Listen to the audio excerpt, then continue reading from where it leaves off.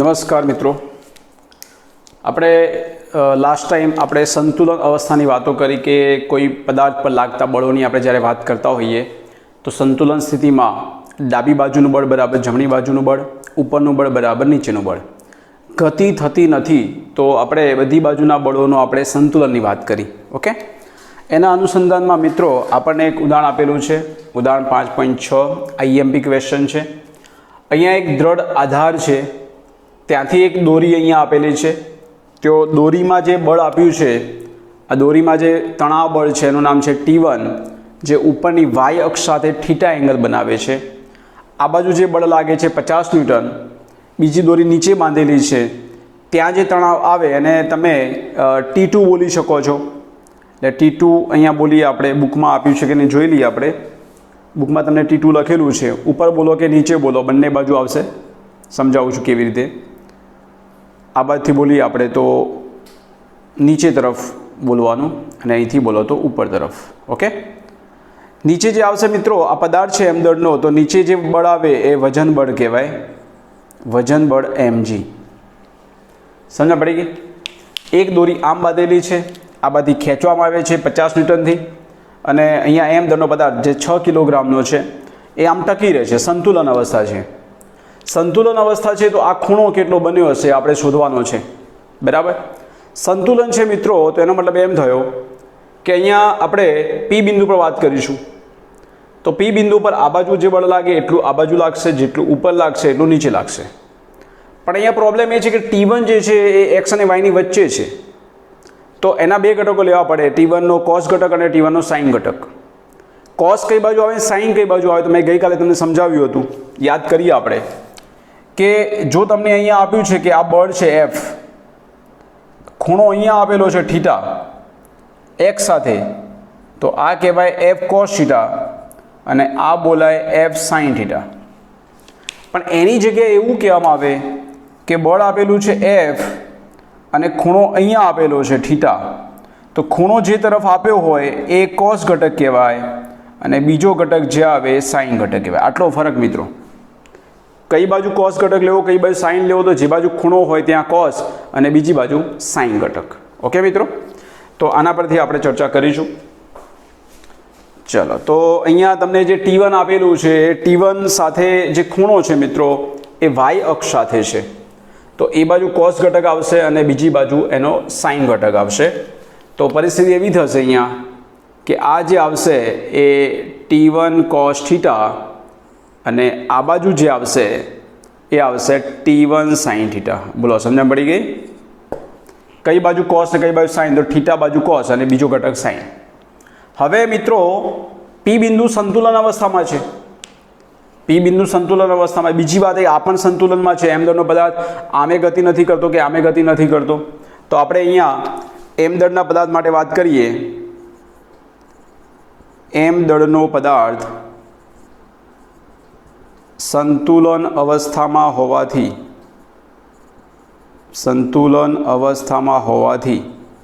એનું ઉપરનું બળ બરાબર નીચેનું બળ. ઉપરનું બળ શું બોલાય, તો દોરીમાં તણાવ બળ છે T2, તો નીચે કયું બળ આવે, તો નીચે આવે વજન બળ એટલે mg.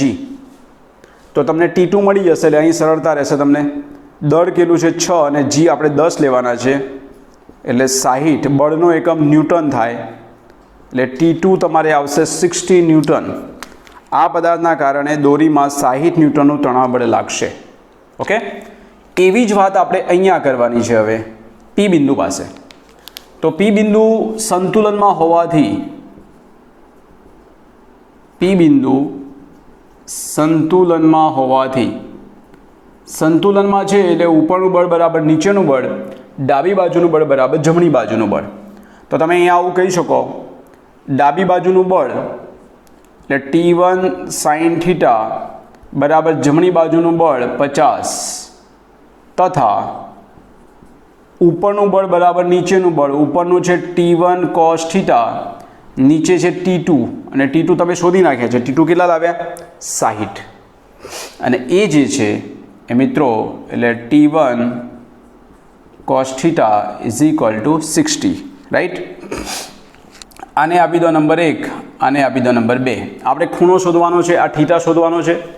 તો એક કામ કરીએ, સમીકરણ 1 ભાગ્યા સમીકરણ 2 લો. કેમ એવું કર્યું કે T1 આપણે આપેલા નથી તો T1 નીકળી જશે, એટલે આવું થાય. જુઓ, T1 sin θ upon T1 cos θ બરાબર 50/60. T1 નીકળી ગયા એટલે sin θ ભાગ્યા cos θ બરાબર 5/6.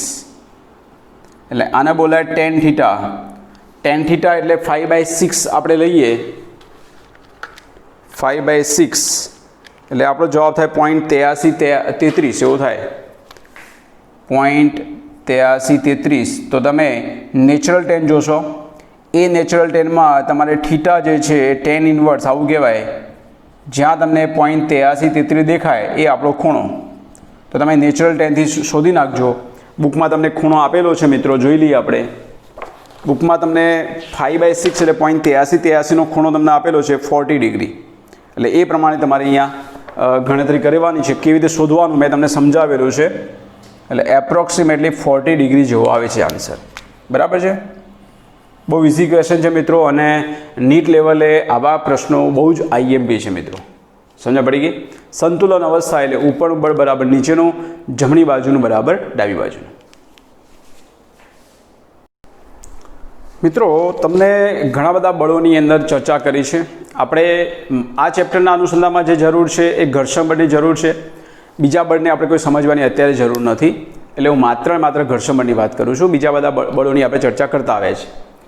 ઘર્ષણ બળ, જેને ફ્રેક્શનલ ફોર્સ તરીકે આપણે ઓળખીએ છીએ. ઘર્ષણ બળ કોની વચ્ચે લાગે તો તમે આમ તો બધું ભણીને જ આવેલા છો કે ઘર્ષણ બળ ન હોય તો શું થાય, એના ફાયદા શું, ગેરફાયદા શું, અને કોની વચ્ચે લાગશે. તો આપણે જે પણ કામ કરીએ છીએ, વ્યવહારિક આપણે વાતો કરીએ, ચાલવું, લખવું, દોડવું, આ બધી વસ્તુમાં ઘર્ષણ બળ એ ઇમ્પોર્ટન્ટ રોલ ભજવે છે. ઘર્ષણ બળ કુદરતમાં આવેલી કોઈપણ બે પદાર્થ જે છે કુદરતમાં આવેલા એ કોઈપણ બે પદાર્થની સપાટી વચ્ચે લાગે છે. બરાબર? એ સપાટી વચ્ચે જેટલા ખાંચાઓ વધુ હશે એટલું ઘર્ષણ બળ વધુ હશે. વ્યવહારમાં કોઈ પણ પદાર્થ એવો નથી કે જેનું ઘર્ષણ 0 હોય. વ્યવહારમાં લાગતું હોય કે એકદમ લીસી સપાટી વિચારીએ આપણે, તો લીસામાં લીસી સપાટી એટલે તમે શું વિચારી શકો? તો એમ કેળાની છાલ. એનાથી વિશેષ વિચારવું હોય તો આપણે એમ બોલીએ કે પેલું વરસાદનું પાણી બહુ જમા થયું હોય, પેલું મરી હોય આમ, એના પર પગ પડે તો એકદમ લપસી જવાય, ચાલવાનો પ્રયત્ન કરીએ તો બી ન ચલાય એના પર, એવી પરિસ્થિતિ થાય. એ સપાટી પણ એ ઘર્ષણ રહિત તો ન જ બોલી શકાય. બરાબર છે? ઘર્ષણ ઓછું થાય કે વધુ થાય એ માત્ર ને માત્ર એની સંપર્ક સપાટી પર ડિપેન્ડ છે. હા, એનો આકાર પર ડિપેન્ડ રાખે, એના એ દળ પર પણ આધાર રાખશે, એના પર લંબ બળ આવશે ને બધી વાતો આપણે કરીશું. બરાબર છે? ઘર્ષણ બળ કેવી રીતે ઉદ્ભવે છે એ પહેલાં સમજાવી દઉં. કોઈ પણ પદાર્થ એ જમીન પર પડેલો છે, સમજી લો કે આ એક જમીન લેવલ છે. અહીંયા એક m દળનો પદાર્થ આપણે મૂક્યો, m દળનો પદાર્થ અહીં મૂક્યો આપણે, એના પર લાગતા બળોની વાત કરીએ તો નીચે કયું બળ લાગશે? તો m દળનો પદાર્થ છે એટલે નીચે જે બળ લાગે એ વજન બળ કહેવાય. વજન બળ એટલે કે mg. બરાબર છે? ઉપર જે બળ લાગે એને આપણે લંબ બળ કહેવાય. હવે તમને લંબ બળ વળી શું તો સમજાવું છું. લંબ બળને આપણે r અથવા n વડે દર્શાવીએ છીએ. લંબ બળને તમે r બોલશો તો પણ ચાલશે. બુકમાં તમને શું શબ્દ આપેલો છે? કોઈ શબ્દ નથી આપ્યો, પણ લંબ બળને તમે n બોલશો કે r બોલશો તો વેલિડ છે. બરાબર છે? આ રીતે આપણે જાણીએ છીએ. લંબ બળ આની સમજણ આપણે ક્યારે પડે? પદાર્થ જમીન પર પડ્યો છે તો નીચે તો ખબર પડી કે વજન બળ છે એટલે નીચે ટકેલો છે. આમ છોડીએ તો એમ થાય કે વજન બળના કારણે નીચે જાય. પણ લંબબળની અનુભૂતિ આપણે ક્યારે થશે અને કોણ એ લંબબળ આપણને આપશે? તો લંબબળ જે આપે છે એ આ જમીન લેવલ આપે છે, જમીનની સપાટી આપે છે. કેવી રીતે? સમજો કે આમ સીધો પદાર્થ છે તો ખબર નહીં પડે, પણ ધીમે ધીમે ઢાળ વધારતા જાઓ તો શું પરિસ્થિતિ થાય? ધીમે ધીમે તમે ઢાળ વધારતા જાઓ ને આવી પરિસ્થિતિ કરો કે ઢાળ આવો છે ને અહીંયા કોઈ પદાર્થ છે, આ એક ટ્રક છે ને આમ ઢાળ પર ચડતો હોય, બરાબર છે ને, ઢાળ મોટો કરતા જઈએ તો શું થઈ જાય? એવું આપણે વિચારી લઈએ છીએ. એક રમકડું આમ ગતિ કરાવીએ ઉપર, અને ઢાળ નાનો છે તો આમ છે તો સિમ્પલ રહેશે. ધીમે ધીમે આમ કરશો તો એક પરિસ્થિતિ એવી આવે ને કે અહીંથી આ પદાર્થ આમ પડી જાય. સમજો કે ઢાળ આપણે મોટો કરી દીધો આમ, તો એવી શક્યતા ખરી કે આમ પડી જાય. તો ત્યાં શું થયું કે વજન બળનો જે રોલ છે એ લંબ બળમાં કન્વર્ટ થઈ જાય. તો લંબ બળ જે છે એ વજન બળ જ પૂરો પાડે છે એમ બોલો તો પણ અહીંયા ખોટું નથી. તો વજન બળની સામેની બાજુ આપણે લંબ બળ એટલે એ સપાટીએ પૂરું પાડ્યું એમ કહેવાય. બરાબર છે? ઓકે. બીજી વાત કરીએ આપણે કે આના પર ઘર્ષણ બળ કેટલું લાગે અત્યારે. તો નીચેનો રોડ છે, જમીન છે, ખાંચાવાળો છે. આ પદાર્થ મૂકે, પદાર્થ પણ ખાંચાવાળો છે. પણ તમે અત્યારે ઘર્ષણ બળ બોલી ન શકો. ઘર્ષણ બળની અનુભૂતિ ક્યારે થાય આપણને? એક પદાર્થ પડેલો છે, એમને એમ પડેલો છે, તો તમે ઘર્ષણ બળ ન બોલી શકો. તમે એને ખસેડવા માટે પ્રયત્ન કરો પછી જ ઘર્ષણ બળની અનુભૂતિ થાય. ઘર્ષણ બળ એ ક્યારે ઉદ્ભવે કે બે ખાંચાઓ ભરાય છે, બે સપાટીઓ વચ્ચેના. એટલે આના ખાંચાઓ જે છે, આના જે ખાંચાઓ હશે એ સપાટી સાથે ક્યારે ભરાશે? તો અમે અહીંયા બળ આપ્યું, બાહ્ય બળ આપ્યું આપણે. બરાબર છે? તો બાહ્ય બળ આમ આપવા પ્રયત્ન કરે, ખાંચાઓ ભરાય છે, તો એની વિરુદ્ધમાં ઘર્ષણ બળ લાગશે. ઘર્ષણ બળ કઈ બાજુ લાગશે? તો તમે એ પદાર્થને જે બાજુ ખસેડવા માગો છો એની વિરુદ્ધ દિશામાં ઘર્ષણ બળ લાગે. ઘર્ષણ બળને આપણે સ્મોલ એફ બોલીશું. ખબર પડી ગઈ? ઘર્ષણ બળ હંમેશા બાહ્ય બળની વિરુદ્ધ દિશામાં લાગે. તમે આ બાજુ ખસેડવા માગો છો તો ખાંચાઓ આમ ભરાશે આમ. બરાબર છે? એટલે ઘર્ષણ બળ આ બાજુ કહેવાય. ઘર્ષણ બળ કેટલું છે એમ ક્યારે બોલી શકીએ આપણે? તમે દાખલા તરીકે અહીંયા બળ આપ્યું 1 ન્યૂટન, પદાર્થ ખસતો નથી આગળ. એનો મતલબ એમ થયો કે ઘર્ષણ બળ પણ 1 ન્યૂટન લાગે છે. તમે બોલો 1 ન્યૂટન જ કેમ બોલા? 1 ન્યૂટનથી વધારે ન હોઈ શકે? હોઈ શકે, નો ડાઉટ.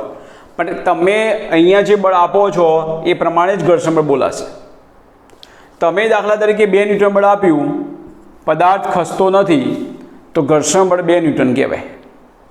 પડી ખબર? એ જ પદાર્થની વાત કરું છું. તમે આ બાહ્ય બળ આપતા જ નથી તો ઘર્ષણ બળ બોલાય જ નહીં. ઘર્ષણ બળ કેટલું છે બોલી જ ન શકો. આવડી કેવું?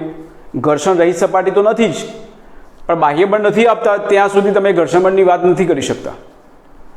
તમે જેમ જેમ બળ વધારતા જાઓ એમ સામે ઘર્ષણ બળનું મૂલ્ય વધતું જશે. ચલો 2 ન્યૂટન આપ્યું, 3 ન્યૂટન આપ્યું, 4 ન્યૂટન આપ્યું. સમજો કે અહીંયા 4.9 ન્યૂટન બળ આપ્યું આપણે. પદાર્થ ખસતો નહોતો. બરાબર છે? જેવું 5 ન્યૂટન આપ્યું અને એવું લાગે છે કે પદાર્થ હવે ખસવાની શરૂઆત કરે છે. કેટલા ન્યૂટને? 5 ન્યૂટને એવું લાગે છે કે ખસવાની શરૂઆત કરે છે. ખસતો નથી, ખસવાની શરૂઆત કરે એવી અનુભૂતિ થાય છે. 5 કરતાં થોડુંક વધારે આપ્યું, સહેજ પણ, એટલે 5.01 આપ્યું અને પદાર્થ ખસે છે. તો 5 ન્યૂટને ખસવાની શરૂઆત કરે એવું લાગતું હતું. એ મિત્રો સૌથી વધુમાં વધુ ઘર્ષણ બળ કહેવાય. એનો મતલબ એમ થયો કે આ બે સપાટી વચ્ચે મહત્તમ ઘર્ષણ બળ 5 ન્યૂટન હતું. તો ક્યારે ખબર પડી ઘર્ષણ બળની? તમે બાહ્ય બળ આપતા જાઓ છો અને પદાર્થ ખસતો નથી ત્યારે અનુભૂતિ થાય છે. તો ઘર્ષણ બળ ક્યારે આવે? બાહ્ય બળ આવે ત્યારે જ આવે. ભલે બે સપાટી વચ્ચે, પણ ખાંચાઓ ક્યારે ભરાશે? તમે આગળ ધક્કો આપશો તો ને. તો મિત્રો 5 ન્યૂટને એ ખસવાની શરૂઆત કરે એવું લાગે છે. તો એનો મતલબ એમ થયો કે મહત્તમ જે ઘર્ષણ બળ છે, મહત્તમ ઘર્ષણ બળ એફ મેક્સિમમ એ 5 ન્યૂટન કહેવાય. બરાબર છે? એની મેથેમેટિકલ થોડી વાતો કરી લો. હવે તમે 5 ન્યૂટન કરતો વધારે બળ આપશો તો ઘર્ષણ બળ તો 5 ન્યૂટન લાગતું હતું. એનાથી વધવાનું નથી. તમે 6 ન્યૂટન આપો, 10 ન્યૂટન આપો, 12 ન્યૂટન આપો કે 100 ન્યૂટન આપો, ઘર્ષણ બળ હવે 5 ન્યૂટન જ કહેવાય. ક્લિયર? ઘર્ષણ બળ કોના પર આધાર રાખે છે? તો ઘર્ષણ બળ જે છે મિત્રો, આ માત્ર સમજૂતીની વાત કરી છે. બરાબર છે? ઘર્ષણ બળ એ સંપર્ક સપાટી પર આધાર રાખે છે. ઘર્ષણ બળ એફ એ મિત્રો લંબ બળ પર આધારિત છે. તમે બોલશો લંબ બળ પર કેમ આધાર રાખે? તો લંબ બળ જે છે એ લંબ બળ કેટલું હોય? તો જુઓ, પદાર્થ આમ ગતિ નથી કરતો. આમ તો ગતિ કરવાનું નથી ક્યારે. આમ આપણે ધક્કો આપતા નથી, આપણે ધક્કો આમ આપીએ છીએ. લંબ બળ કેટલું હોય મિત્રો? તો આપણે આમ ગતિ નથી થતી, એટલે આમ તો સંતુલન કહેવાય ને. સંતુલન કહેવાય તો ઉપરનું બળ બરાબર નીચેનું બળ. તો નીચેનું બળ કેટલું છે? તો તમે કહેશો વજન બળ. પદાર્થ આ રીતે ગતિ નથી કરતો તો ઉપરનું બળ બરાબર નીચેનું બળ થાય, એટલે તમે n બરાબર mg કહી શકો છો. ક્લિયર? તો આપણે લખીશું કે એફ ચલે છે એન છે, ચલે છે કાઢી અને આપણે એક સિમ્બોલ મૂકીએ છીએ જેનું નામ છે મ્યુ. તો એફ ચલે છે મ્યુ એન. આ સ્થિર અવસ્થાની વાતો કરીએ છીએ એટલા માટે એ શબ્દ વાપરેલો છે એફએસ. એફએસ એસ એટલે સ્ટેટિક ફ્રેક્શનલ ફોર્સ, સ્થિત ઘર્ષણ બળ, બરાબર છે. એટલે સ્થિર અવસ્થામાં વાત કરીએ છીએ આપણે, તો સ્થિર અવસ્થામાં એફએસ બરાબર મ્યુ એસ એન થાય, જ્યાં એન બરાબર mg છે. તો તમે એને આવું પણ કહી શકો, મ્યુ એસ mg, આવું પણ આપણે કહી શકીએ. આ બંનેમાંથી તમારે જે લખવું હોય, જ્યાં એફએસ ઇઝ ઇક્વલ ટુ સ્થિર અવસ્થામાં છે એટલે સ્થિત ઘર્ષણ બળ, અને મ્યુએસ જે છે એ ઘર્ષણાંક કરો પણ સ્થિર અવસ્થામાં છે એટલે એને આપણે સ્થિત ઘર્ષણાંક કહીશું. શું બોલીશું? સ્થિત ઘર્ષણાંક. જો તમે એને વ્યવહારિક વાત કરો તો એફ બરાબર શું બોલાય? Mu N. આ ઘર્ષણ બળ અને આ ઘર્ષણાંક. ઓકે, ઘર્ષણાંકનો કોઈ એકમ ના હોય. કેમ ના હોય? કે મ્યુને કરતાં બનાવો તો એફ બાય એન થાય. એફ એ ન્યૂટન અને એન પણ ન્યૂટન, એટલે ન્યૂટન એટલે એકમ રહિત. એટલે મ્યુ જે આવશે એ આવશે એકમ રહિત, બરાબર. એની વેલ્યુ કેટલી હોય અને ગતિમાં આવે તો શું ફરક પડે એની પણ આપણે આગળ ચર્ચા કરીએ છીએ. મ્યુએસ જે છે એ સ્થિત ઘર્ષણાંક છે. આ જે વેલ્યુ આપણને મળે છે એફએસ, આ મહત્તમ વેલ્યુ મળશે મિત્રો. એ વખતે એફની વેલ્યુ મહત્તમ હોય, બરાબર છે. મ્યુ જે છે આના પરથી આપણે સમજીએ, આપણે જનરલ વાત કરીએ કે એફ બરાબર મ્યુ એન જે મળ્યું, તો મ્યુ જે છે ઘર્ષણાંક છે, તો ઘર્ષણાંકનો એકમ શું થાય? તો ઘર્ષણાંક જે છે એકમ રહિત છે. કેમ કે મ્યુને તમે કરતા બનાવો તો એફ બાય એન થાય. એફ પણ ન્યૂટન અને એન પણ ન્યૂટન છે, બરાબર છે. આ મેક્સિમમ એટલા માટે કે આપણે જે વાત કરી છે એમાં મહત્તમ ઘર્ષણ બળ લાગવાની વાત કરી. મેં તમને કીધું ને કે 5 ન્યૂટને પદાર્થ ખસવાની શરૂઆત કરે છે, 5થી થોડુંક વધારે આપશો અને ખસશે તો એ મહત્તમ અવસ્થાની વાત થઈ. એની આમ જોવા જઈએ તો કન્ડિશન શું થાય? તો એફએસ જે છે એ less than or equal mu S N બોલી શકાય. એ less than or equal. Equal ક્યારે હોઈ શકે? મેક્સિમમ અવસ્થામાં. બાકીની ઘટનામાં ઘર્ષણ બળ કરતાં જે મ્યુએસ એનની વેલ્યુ છે મોટી આવશે. આ મહત્તમ અવસ્થામાં એફએસ બરાબર મ્યુએસ એન થાય એટલે ઇક્વલ ટુ જે છે એ મહત્તમ અવસ્થામાં આવશે. મહત્તમ ઘર્ષણ બળ જે લાગે એ મ્યુએસ એન જેટલું થઈ શકે, બરાબર છે. બીજી એક વાત કરી છે કે આપણે સ્થિર અવસ્થામાં જ્યારે વાત કરતા હોઈએ, એટલે કે સ્થિત ઘર્ષણ બળની આપણે વાતો કરતા હોઈએ, તો સ્થિત ઘર્ષણ બળ છે એ અપેક્ષિત ગતિનો વિરોધ કરે છે. એવો એક શબ્દ આપેલો છે અંદર. અપેક્ષિત ગતિ એટલે શું? પહેલાં એ તમને સમજાવી દઉં. બુકમાં તમે એને વાંચશો તો ખબર પડશે. અપેક્ષિત ગતિ, અપેક્ષિત એટલે આ કોઈ નવનીત ને અપેક્ષિતની વાત નથી ચાલતી, બરાબર છે. અપેક્ષિત ગતિ, અપેક્ષિત ગતિ એટલે કે ઘર્ષણ બળ ન હોય ત્યારે થતી ગતિ. ઘર્ષણ બળ ન હોય તો ગતિ કેવી રીતે થાય? તો ઘર્ષણ બળ જો લાગતું ન હોય તો ગતિ આપમેળે પણ થઈ શકે. કેવી રીતે? તો દાખલા તરીકે હું તમને કહું કે આ ઢાળ છે, આ રીતે, બરાબર છે. એ ઢાળ ઉપર આપણે કોઈ એમ દળનો પદાર્થ મૂકી દઈએ. આ રીતે એમ દળનો પદાર્થ મૂકો તો આના ઉપર જે બળ લાગશે એ બળ આ બાજુ લાગશે કંઈક. તો ઘર્ષણ બળ અહીંયા લાગતું જ નથી તો આ પદાર્થ નીચે આવી જશે. તો ઘર્ષણ બળ ન લાગતું હોય તો આપમેળે ગતિ કરી શકે. તો આવી ગતિને અપેક્ષિત ગતિ કહેવાય. ઘર્ષણ બળની ગેરહાજરીમાં પદાર્થ જે ગતિ કરે છે એને અપેક્ષિત ગતિ કહેવાય. ઘર્ષણ બળ લાગે તો આ ચોંટી જાય કદાચ એની સાથે, તો આ કદાચ નીચે ન પણ આવે. તો અપેક્ષિત ગતિની વ્યાખ્યા આપવી હોય તો આપણે આવી આપી શકીએ છીએ કે ઘર્ષણ બળની ગેરહાજરીમાં થતી પદાર્થની ગતિને અપેક્ષિત ગતિ કહે છે. અપેક્ષિત ગતિ કહે છે, રાઈટ. અપેક્ષિત ગતિનો વિરોધ કોણ કરે છે? ઘર્ષણ બળ. અપેક્ષિત ગતિ એટલે ઘર્ષણ બળ ન હોય તો એની જાતે ગતિ કરે છે, તો ઘર્ષણ બળ અપેક્ષિત ગતિનો વિરોધ કરે છે. સીધી વસ્તુ એ છે કે આ પદાર્થ આપમેળે આમાં આવવું જોઈએ, બરાબર છે. કેવા બળ લાગશે એની પણ આપણે આગળ વાતો કરવાના છે. બળ કેવી રીતે લાગશે એ પછી તમને સમજાવું છું, પણ તમે સીધી વસ્તુ એમ કે આમ મૂકો તો નીચે આવી જાય જો દિશો હોય તો, એટલે ઘર્ષણ ન હોય તો એ ગતિ થાય અપેક્ષિત ગતિ. પણ ઘર્ષણ છે તો ઘર્ષણ હાજર છે તો એ ગતિ નથી થતી. તો એ કઈ ગતિ નથી થતી? અપેક્ષિત ગતિ થતી નથી. તો ઘર્ષણ બળ અપેક્ષિત ગતિનો વિરોધ કરે છે. ક્લિયર? બરાબર છે. આ વસ્તુ સ્થિત અવસ્થામાં છે. એવું આપણે જે પદાર્થ ગતિમાં આવી જાય તો એને ગતિક ઘર્ષણાંક તરીકે આપણે લઈશું. બરાબર છે. એટલે ગતિમાં જો આપણે વાતો કરતા હોઈએ, આ સ્થિત છે, ગતિમાં આપણે વાત કરતા હોઈએ તો ગતિમાં એ ગતિક ઘર્ષણાંક લેવો પડે આપણે. જેમ સ્થિત અવસ્થામાં સ્થિત ઘર્ષણાંક લીધો એમ ગતિક ઘર્ષણાંક આવશે મ્યુ ઓફ કે. ગતિ એટલે કાઇનેટિક એનર્જીની ફોર્મમાં આવે, કાઇનેટિક મોશનની વાત આવે. એટલે સ્થિત અવસ્થામાં છે તો મ્યુ એસ અને ગતિમાં છે તો મ્યુ કે. મિત્રો તમને બધાને સમજ છે કે જ્યારે આપણે કોઈ પણ વ્હીકલ ઉપાડતા હોઈએ, બાઇક ઉપાડવી છે કે ગાડી ઉપાડવી છે આપણે, તો પહેલાં આપણે કયો ગિયર કરીએ? તો તમે બોલશો પહેલો ગિયર જ કરીએ ને, કારણ કે મારે ચોથા ગિયરમાં ઉપાડવી છે તો ન ઉપડે. તો ચોથા ગિયરમાં આપણે કેમ નથી ઉપાડતા? પહેલા ગિયરમાં જ કેમ ઉપાડીએ? પહેલા ગિયરનું કામ શું છે? ત્યાં બાઇક પહેલા ગિયરમાં ઉપાડશો તો ઉપડશે, બરાબર છે, પણ બીજા ત્રીજા ગિયરમાં ઉપાડશો, કદાચ બીજામાં ઉપડી જાય પણ ત્રીજા ચોથામાં ઉપાડશો તો તરત સ્ટોપ થઈ જાય છે.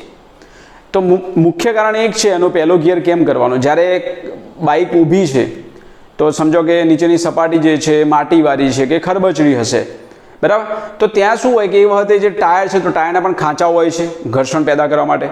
તો એ ખાંચાઓ મેક્ઝિમમ એ સપાટી સાથે ભરાયેલા હોય છે. પણ એક વખત ગતિમાં આવી જાય પછી તમે ગિયર ચેન્જ કરો છો અને ગિયર તમે વધારતા જાઓ છો. જેમ જેમ પદાર્થ ગતિમાં આવતો જાય એમ બે સપાટી વચ્ચે જે ઘર્ષણ છે એ ઓછું થતું જાય છે. એટલે મીન્સ સાપેક્ષ ગતિ થાય બે વચ્ચે એટલે ઘર્ષણ બળમાં ઘટાડો થાય.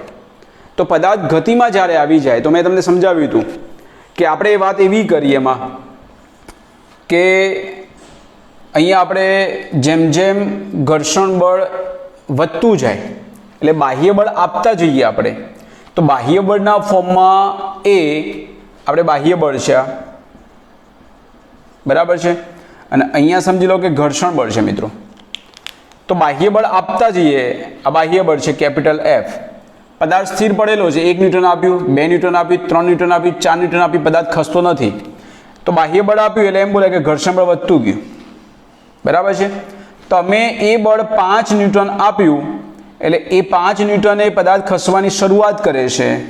તો આ જે થયું એ એફએસ મેક્સિમમ કહેવાય. શું કહેવાય? એફએસ મેક્સિમમ, મહત્તમ ઘર્ષણ બળ 5 ન્યૂટન આવ્યું. હવે પદાર્થ જ્યારે ખસવાની શરૂઆત કરશે 6 ન્યૂટન આપશો તો પણ ઘર્ષણ બળ 5 જ કહેવાય. પણ મિત્રો એમાં એક વસ્તુ એવી છે, પદાર્થ ગતિમાં આવે ત્યારબાદ ઘર્ષણ બળની માત્રા ઘટી જાય છે. તેમાં થાય છે શું? 5 ન્યૂટન પછી એટલે ગતિમાં આવી જાય પદાર્થ, તો ગતિમાં આવ્યા પછી ઘર્ષણ બળમાં થોડો ઘટાડો થાય છે. આ રીતે બહુ નહીં પણ થોડો ઘટાડો થાય. એટલે મહત્તમ ઘર્ષણ બળ કયું હોય? તો સ્થિત અવસ્થામાં. ગતિમાં આવશે તો ઘર્ષણ બળમાં થોડો ઘટાડો થશે, કારણ કે સાપેક્ષ ગતિના કારણે ઘર્ષણ બળ એટલું બધું ના થાય. તમે બાઇક ચલાવતા હો કે બાઇક લઈને જતા હો અને તમે એકદમ રેસ બંધ કરી દો તો ગાડી કે બાઇક સ્ટોપ નથી થઈ જતી, એ ગતિમાં જ હોય છે, કેમ કે સાપેક્ષ ગતિના કારણે એ ગતિ ચાલુ છે, તો એ તરત ઊભી નથી થઈ જતી. પણ સ્થિત અવસ્થામાં આ વસ્તુ વધારે અનુભૂતિ થાય આપણને. તો ગતિમાન અવસ્થા હોય તો આ સમીકરણ આપણે આ રીતે લખી શકીએ કે એફ કે બરાબર શું કહેવાય? તો આવું કહેવાય મ્યુ કે એન. એટલે F K less than or equal mu K N જે બોલો એ. પણ મિત્રો ધ્યાન આપજો અહીંયા કે મ્યુ કે જે છે એના કરતાં જે મ્યુ એસ છે એ મોટો હશે. સ્થિત અવસ્થામાં ઘર્ષણાંક વધુ હોય. ઘર્ષણાંકની વેલ્યુ જે છે આપણે 0.01 થી 1.5 જેટલી આસપાસ હોય. મ્યુની જે વેલ્યુ છે વ્યવહારમાં 0.01 થી લગભગ 1.5 જેવી આવી શકે. આપણે પ્રેક્ટિકલ બી આનો કરીશું. 0 ન હોય ઘર્ષણાંક, બરાબર છે. તો આ થઈ ગતિક ઘર્ષણાંક. કયો ઘર્ષણાંક વધુ હશે? સ્થિત અવસ્થામાં. ત્રીજી એક વાત પણ આવી શકે જે બુકમાં નથી આપી, રોલિંગ ઘર્ષણ. તમે સમજો કે એક આ ઢાર છે એના ઉપર એક પદાર્થ આમ અથવા આમ પડેલો છે ને આપણે આમ ગતિ આપવાનો પ્રયત્ન કરીએ છીએ, તો સ્થિર પડેલો હોય તો આપણે એને ધક્કો વધારે આપવો પડશે. એકવાર ગતિમાં આવી જાય ને ભાઈ થોડો ધક્કો આપશો ને તો ભાઈ ગતિ ચાલુ રહેશે. સૌથી વધારે ધક્કો ક્યારે જરૂર પડે? સ્થિર પડેલો છે ત્યારે. બરાબર. ગતિમાં આવી જાય પછી એને થોડું બળ ઓછું જરૂર પડશે. પણ સમજી લો કે એક ઢાળ છે અને ઢાળ ઉપરથી એક દડો છે એ આમ આ રીતે આવતો હોય ગબડતો, તો શું થાય? તો એની અંદર એ રોલિંગ ઘર્ષણ આવશે જ્યારે ચાક ગતિ થતી હોય ત્યારે. તો રોલિંગ ગતિની વાત આવતી હોય તો એ ગતિ કરતાં પણ ઓછી હોઈ શકે. તો એવો મુદ્દો પણ લઈ શકે. આપણે બે મુદ્દાની જ વાત કરી છે. ત્રીજું લેવું હોય તો રોલિંગ ઘર્ષણ. રોલિંગ થઈને આવતો હોય તો સંપર્ક સપાટી ઓછી સંપર્કમાં આવે, પછી એના આકાર પર આધાર રાખે એ વસ્તુ. બરાબર છે. તો આ બધી વાતો તમને અહીંયા બુકમાં કરેલી જ છે. ઘર્ષણ બળની સમજૂતી આપો તો એમાં જે મેઇન મુદ્દો છે એ તમારે એક આ આલેખ સમજવાનો છે. એ હું તમને એક્ઝામ્પલમાં અને MCQમાં હું વાત કરીશ જ. એક અપેક્ષિત ગતિ કોને કહેવાય એની સમજૂતી. એટલે જેટલું માગેલું તમારે લખવાનું, હું અહીં લખતો નથી, તમે બુકમાંથી આ થિયરી તૈયાર કરશો. બરાબર છે. ઘર્ષણ બળ, સ્થિત ઘર્ષણ અને ગતિક ઘર્ષણ. અને અપેક્ષિત ગતિ એટલે ઘર્ષણ બળની ગેરહાજરીમાં પદાર્થે કરેલી ગતિ. બરાબર છે. અને મ્યુની વેલ્યુ કઈ વધારે હોય, સ્થિત કે ગતિક? તો ગતિક કરતાં સ્થિત ઘર્ષણાંક મોટો હોય. બરાબર છે. જેમ જેમ એ ગતિમાં આવે એમ એ જે ઘર્ષણાંક છે એની વેલ્યુ ઘટતી જશે. સૌથી વધુ એ જ્યારે પદાર્થ ખસવાની શરૂઆત કરે એ વખતે મેક્સિમમ. ક્લિયર મિત્રો?